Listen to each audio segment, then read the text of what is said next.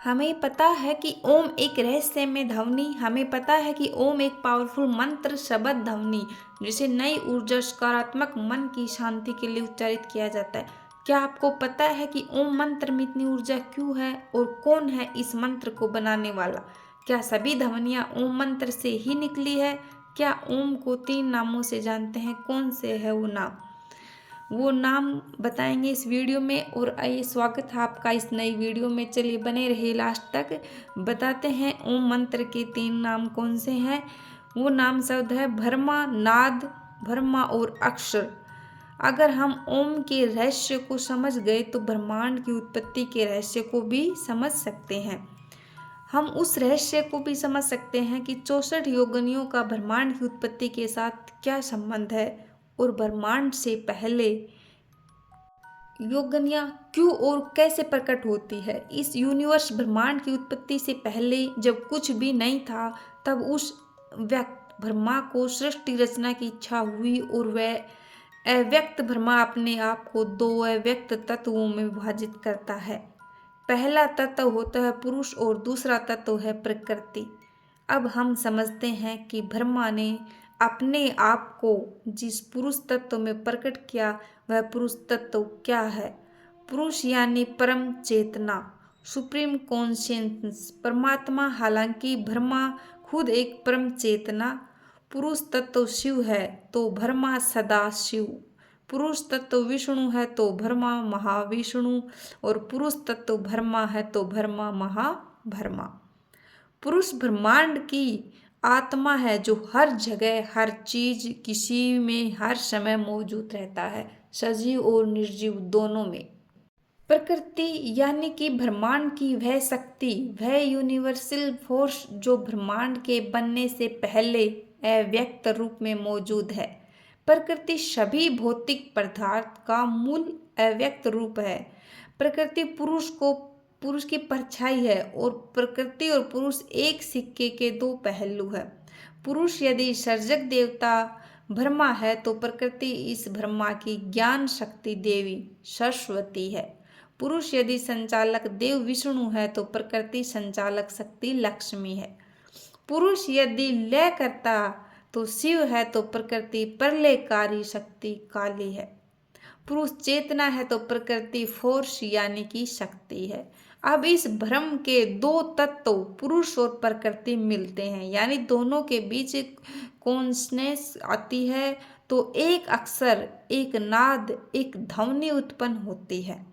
सर्जक ध्वनि पुरुष और प्रकृति से अध्वनि संचालक शक्ति पुरुष और प्रकृति से ऊ ध्वनि और विनाशक शक्ति पुरुष और प्रकृति से मैं ध्वनि उत्पन्न होती है, और इन तीनों ध्वनियों के योग से ओम शब्द, नाद या ध्वनि उत्पन्न होती है। याद रखिए कि अभी तक ब्रह्मांड उत्पन्न नहीं हुआ है। अब आगे इस ओम जिससे बना है, उस अ ध्वनि, ऊ ध्वनि और मैं ध्वनि के तरंगों के अलग अलग जुड़ने से ध्वनियाँ उत्पन्न होने लगी, और इस प्रकार कुल 64 प्राकृतिक ध्वनियाँ उत्पन्न हुई, और यह ध्वनि एक दूसरे के योग से बनी, इसलिए उन्हें योगिनियाँ कहा जाता है। इन्हीं 64 प्राकृतिक ध्वनियों से संस्कृत भाषा बनी, इसीलिए संस्कृत देव भाषा है। इस प्रकार ब्रह्मांड बनने से पहले 64 योगिनियाँ उत्पन्न हुई।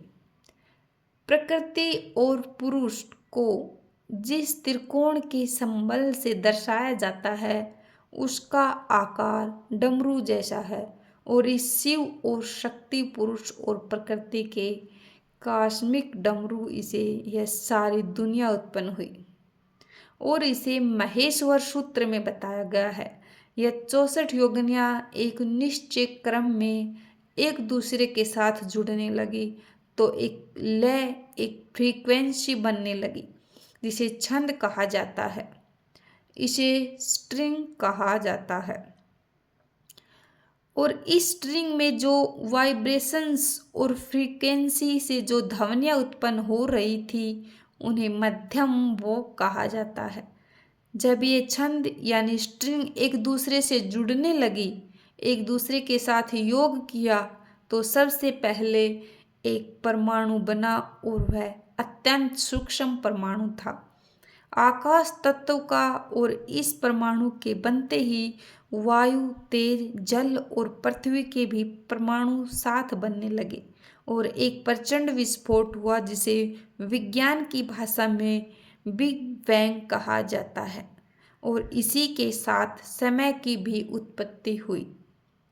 सभी तरह के फोर्सेस भौतिक तत्व बनने लगे और यह सारी प्रक्रिया आकाश तत्व के एक परमाणु बनने के एक साथ हुआ और वह कॉस्मिक एग हिरण गर्भ किसी पॉपकॉर्न की तरह फट पड़ा और यह भौतिक दुनिया अस्तित्व में आई। और इस प्रकार उस निराकार और अत्यंत ब्रह्मा ने व्यक्त और साकार रूप धारण किया। हमारे शास्त्रों में भी लिखा है कि ब्रह्मांड ध्वनि से ही बना है। वीडियो की जानकारी पसंद आई हो तो लाइक, शेयर, सब्सक्राइब ज़रूर करें। अगले वीडियो में मिलते हैं, तब तक के लिए अपना और अपने का ख्याल रखें। ओम नमः शिवाय। हर हर महादेव।